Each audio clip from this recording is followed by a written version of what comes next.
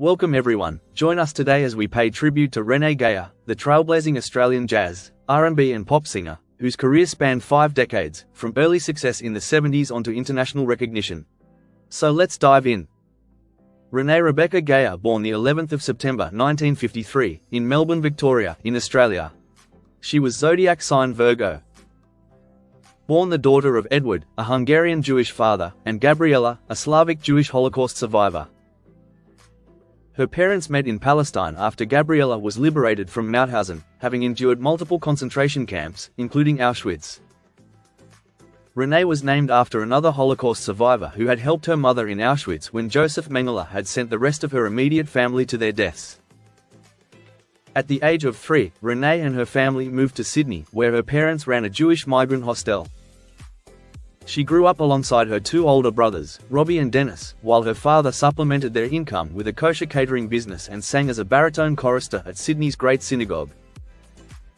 Their relationship was strained. Edward was a strict disciplinarian, emotionally distant, yet intelligent and innovative. RENEE, in contrast, was headstrong, rebellious, and eager to break free. Unlike her academically gifted brothers, RENEE saw herself as a problem child. Expelled from Ravenswood Methodist Ladies' College at 13 for petty theft, she was briefly enrolled at Willoughby Primary School before the family moved to Perth, where her father attempted to start a kosher catering business. The venture failed due to the city's small Jewish community, leading RENEE and her mother to return to Sydney 6 months later. She attended Dover Heights High School, forming a close-knit group of friends before dropping out in her 5th year. Her first job was as a receptionist for the Australian Law Society. RENEE began her singing career with a Sydney high school garage band before joining Dry Red, a covers group that performed songs by Spencer Davis, Julie Driscoll, and Janis Joplin. Among her bandmates was guitarist Eric McCusker, who later became a key member of Mondo Rock in the 1980s. Struggling with stage fright, RENEE would often sing with her back to the audience during performances at the Cask Wine Bar in Bondi. In 1971, she joined the jazz rock band Sun, influenced by jazz greats like Thelonious Monk, John Coltrane, and Miles Davis. The band played regularly at the Arts Factory, a key venue for progressive music, alongside acts like the La Dee Dars, Spectrum, and the Aztecs. They signed with RCA, released Sun 72, and gained exposure through TV programs like GTK and Radio with Pictures. By 1972, RENEE had moved on to the show band Nine Stage Horizon. With an influx of US GIs on R&R from Vietnam, Sydney's live scene had shifted toward nightclub venues like Checkers, the Bourbon and Beefsteak, and the Whiskey A Go-Go, which primarily featured covers and aging American performers. During this period, she met guitarist Mark Punch, who introduced her to the blues and soul music of artists such as Aretha Franklin, B.B. King, Muddy Waters, and John Lee Hooker. This music would shape her career, establishing her as the definitive soul and blues diva of her generation. RENEE and Punch formed the soul outfit Mother Earth, performing regularly in Melbourne, where she eventually relocated. In 1973, she released her self-titled debut album, but it wasn't until the following year that she made an impact with her blistering, soulful debut single, It's a Man's World. Covering such an iconic James Brown song was a bold move. Brown's 1966 original was explosive and deeply connected to soul music's crossover into white audiences, much like When a Man Loves a Woman and The Thrill Is Gone. However, RENEE deliberately chose it as a counter to Helen Reddy's I Am Woman, rejecting overt feminist anthems in favor of a song that openly celebrated male machismo. The song's lyrics have been called biblically chauvinistic, crediting men with civilization's achievements while only belatedly acknowledging the role of women. Ironically, the lyrics were written by Brown's girlfriend, Betty Jean Newsom, who later disputed Brown's contribution and the royalty split. It became a live favorite and was ranked number 123 on Rolling Stone's list of the 500 greatest songs of all time. RENEE's second album, It's a Man's World, was named after the song, though it was released as the second single after What Do I Do on Sunday Morning, flopped at number 89. Recorded at Bill Armstrong's studio in South Melbourne, it was produced by Tweed Harris. Female R&B soul artists were rare in 1970s Australia, with Wendy Saddington, Alison McCallum, Marsha Hines, Linda George, and Bobby Marcini among the few. Yet, by 20, RENEE had already earned recognition as a true soul diva. In 1975, she formed the RENEE GEYER band in Melbourne, moved from RCA to Mushroom Records, and replaced longtime manager Horst Leopold with Ray Evans, Michael Gudinski's partner. Mushroom and Premier Artists operated under one umbrella, combining recording, booking, management, and publicity, an arrangement that led many artists, including RENEE, to feel shortchanged financially. In 1984, RENEE split acrimoniously from Mushroom and Ray Evans, accusing him of financial mismanagement. Lawyers were needed to settle the dispute, and she managed herself from then on. In 1975, she recorded Turn on the Lights for the Liberal Party's election campaign, unaware of the backlash it would cause. Unlike Labour's It's Time campaign in 1972, RENEE's involvement was met with public and industry criticism, hurting her popularity and concert attendance. However, she rebounded 3 years later with her second album.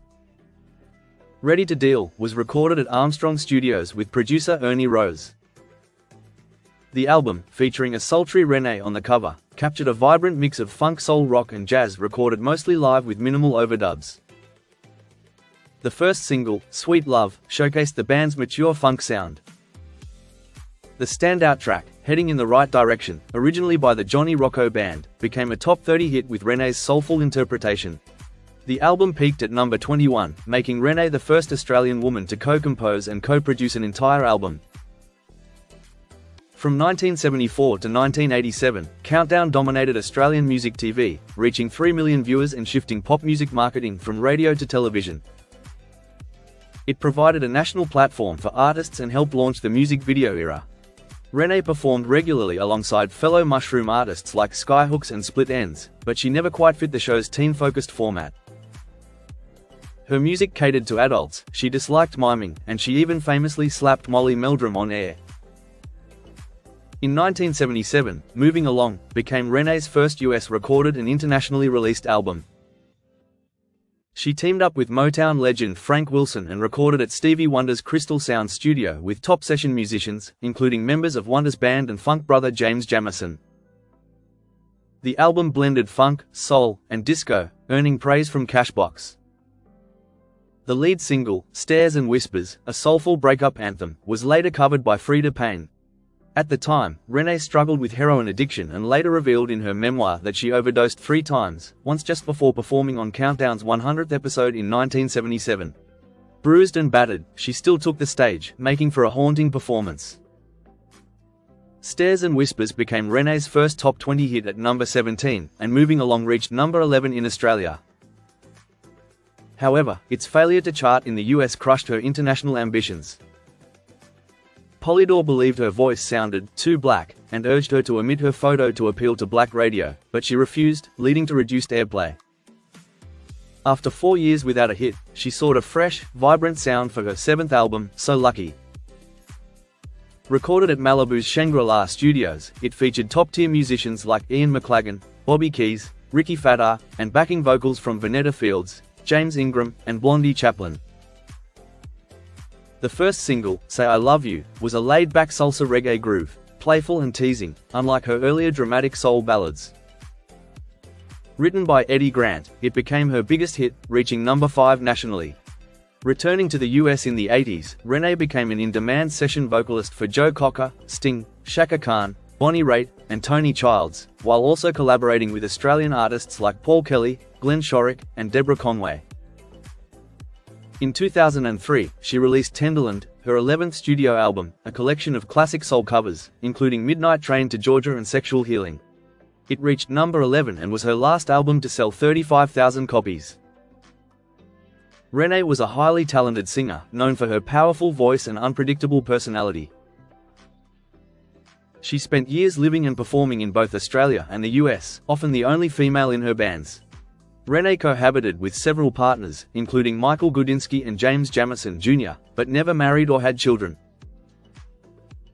Known as a difficult woman, she openly acknowledged her temper and struggles with addiction during the 70s and 80s. Despite personal challenges, including weight fluctuations and legal issues, she remained dedicated to her music.